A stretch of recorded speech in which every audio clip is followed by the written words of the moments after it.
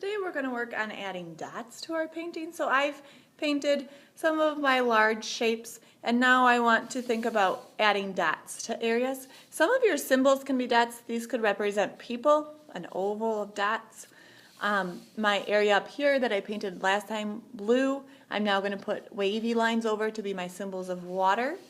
You can definitely think about creating patterns of color within your background areas. I can add dots to the animals. So most of your painting you will consider adding the dots to, because the Dreamtime paintings were often filled with dots, created with dots. To make the dots, we're going to use Q-tips.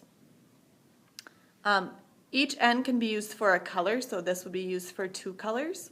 So I could continue with my yellow dots down here. Now you will notice that I made them in uniform shape, meaning they're all about the same size. I'm thinking about doing them in rows or a pattern, very nice and neat. I'm not just randomly placing dots. I want to be careful as I put my Q-tip in the paint, only to get paint on the tip, and then I can start to make dots. So I would go ahead and continue my pattern of rows. As my dots start to run out of paint, I could get more paint. I'm trying to have consistent pressure so that I make them uniform or the same. These I did first, didn't turn out very well, so I can just go back and touch them up.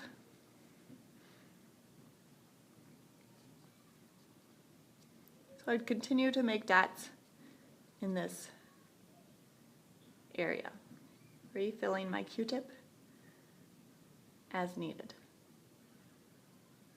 Okay, if I want to switch to another color and I have an open end of my Q-tip, I could do that.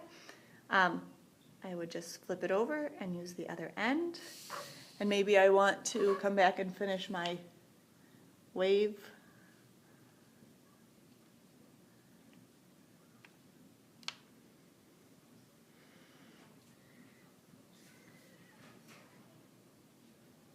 So again, nice and neat, following a uniform pattern or design.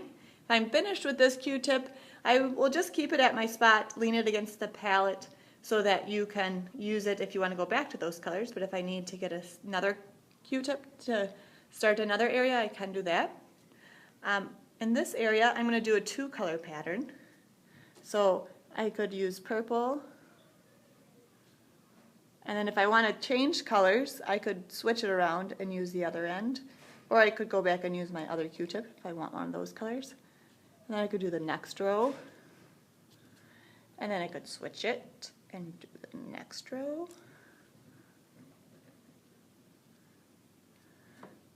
So it will take you some planning in your head, or you want to talk it through with your teacher about what you're going to do, that's fine too.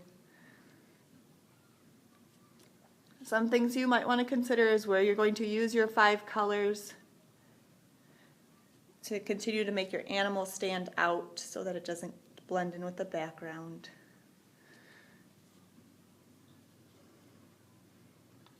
I'm going to change my pattern up here and go around that.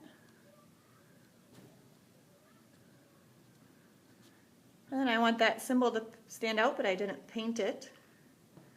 So maybe I will make the rings of the campfire.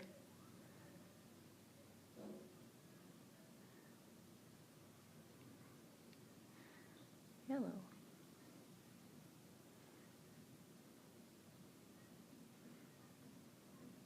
Okay.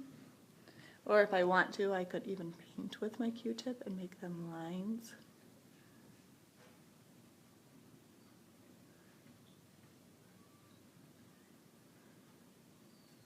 Okay. So lots of choices